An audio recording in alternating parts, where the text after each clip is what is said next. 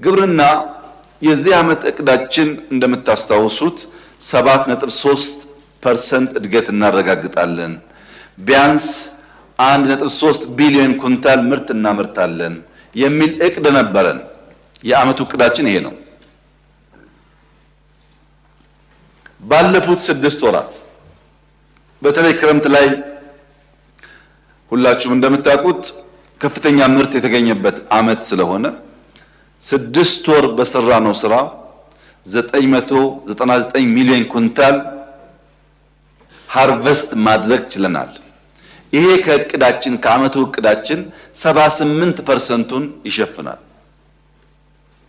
በተለይም በሰብል ሆርቲካልቸር እና በጥጥ 79% የዓመት እቅዳችንን በ6 ወር መሸፈን ተችሏል። በሚቀጥለው 6 ወራት ያን አጠናክረን ከቀጠል ካሰብነው በላይ ማሳካት እንደሚቻል መገመት አያዳግትም። ነገር ግን ባለፈው የተሳካው እንዳለ ይሳካል ማለት ስላልሆነ ግምቱን በተቻለ መጠን ኮንሰርቫቲቭ ሆኖ ማየት አስፈላጊ ይሆናል። ይሄ እድገት እንዴት መጣ ያላችሁ እንደሆነ ምናልባት በቅርቡ የፕላን ሚኒስቴር ለሁላችንም ይፋ የሚያደርገው አዲስ ሴንሰስ በብዙ ዘርፎች እያደረገ ይገኛል። 88,000 የሚጠጉ ኢትዮጵያውያን በ19,600 በላይ ቀበሌዎች በማሰማራት በሃውስሆልድ ሌቭል ዳታ ኮሌክት እያደረጉ ነው። ያ ዳታ አናላይዝ ተደርጎ ሲወጣ በጣም በርካታ አዳዲስ መረጃዎች እንደምናገኝ ይጠበቃል። ከዚህ ሴንሰስ በግብርና ዘርፍ ያለውን ብንመለከት በእያንዳንዱ አርሶ አደር ተቆጥሮ ማለት ነው። ትራክተር 2010 ኢትዮጵያ 4700 ገደማ ትራክተሮች ነበሯት 2010። አሁን 27200 ትራክተሮች አሏት። ትራክተር በቀጥታ ምርት ለማሳደግ ያግዛል። ሁለተኛ ኮምባይነር 2010 338 ገደማ ነበራት። ዛሬ 8700 ኮምባይነር ኢትዮጵያ ውስጥ አለ። ይሄ ተቆጠረ ማለት ነው። ይሄ ምርትን በፍጥነት ለመሰብሰብና የሚባክነውን ለመታደግ ያግዛል። ከሁሉ በላይ ደግሞ በግለሰብ አርሶ አደሮች ስራ ላይ የሚውል ፓምፕ 2010 ኢትዮጵያ 6000 ገደማ ፓምፖች ነበራት። ዛሬ ኢትዮጵያ ውስጥ 280,000 ፓምፕ አለ። ከ6000 280,000 ፓምፕ ምን ሊያመጣ እንደሚችል በቤተሰብ ደረጃ እናንተ ገምቱት።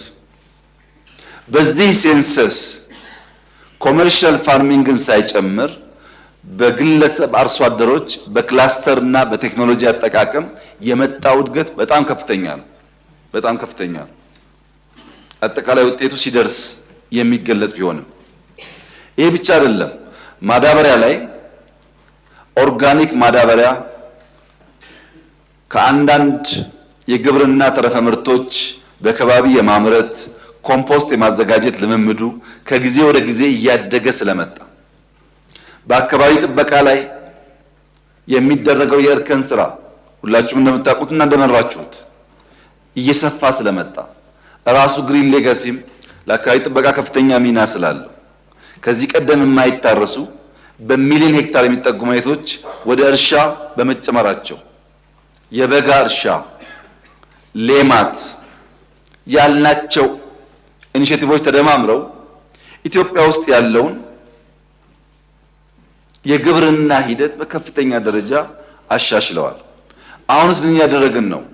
የማዳበሪያ ፋብሪካ በአገር ውስጥ መስራት ብቻውን በቂ አይደለም ብለን ከአንዳንድ ፓርትነሮች ጋር በመተባበር በድፍን ኢትዮጵያ ሞባይል ላቦች እያዘጋጀን ነው።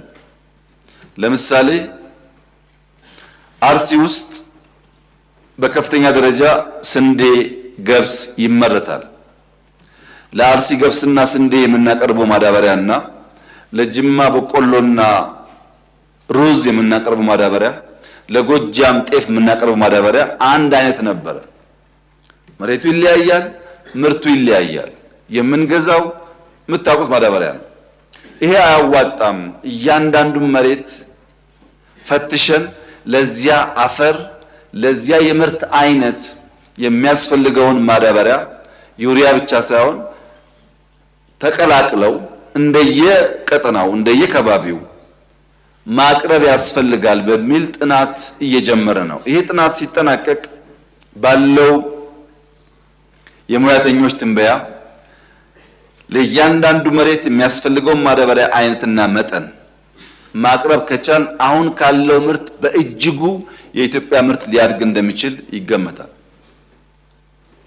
ዘርፈ ብዙ ስራዎች ድምር ስራዎች ተሰርተው ነው ግብርና 7.3 ብቻ ሳይሆን ከዚያ በላይ እድገት ሊያረጋግጥ ይችላል ተብሎ የሚታሰበው። በግሪን ሌጋሲ ተሳትፋቸዋል፣ በሌማት ተሳትፋቸዋል፣ በአካባቢ ጥበቃ ተሳትፋቸዋል። በየሄዳችሁበት በግብርና ወቅት ማህበረሰቡን አግዛችኋል። በየመንደራችሁ ምን አይነት ለውጥ እንደመጣ እየመጣ እንዳለ ታውቃላችሁ። ከዚህ በላይ መሆን የለበትም ወይ? አለበት። ከዚህ በላይ ልንሰራ ይገባም ወይ? ይገባል። ሳንኩራራ በርትተን አሁንም ምርታማነት ማደግ አለበት። ያ ምርታማነት እንዲያድግ ግን የመጣውን ውጤት በመካድ መሆን የለበትም። አመርቂ ውጤት በየትኛውም ዘመን ታይቶ የማያውቅ ውጤት ታይቷል። ይሄን ማስቀጠል ማስፋት ያስፈልጋል ከተባለ እስማማለሁ። ይህንን ግን ውጤት ማናናቅ በጣም ከባድ ነው። ስንዴ ኢምፖርት የምታደርግ ሀገር ያን ማቆም መቻሏን ማናናቅ በጣም ከባድ ነው። $700,000 በአመት ኤክስፖርት ቡና የምታደርግ ሀገር $2.5 ቢሊዮን ገደማ እያደረገች የቡና ምርት የለም ብሎ ማሰብ ተገቢ አይመስለኝም።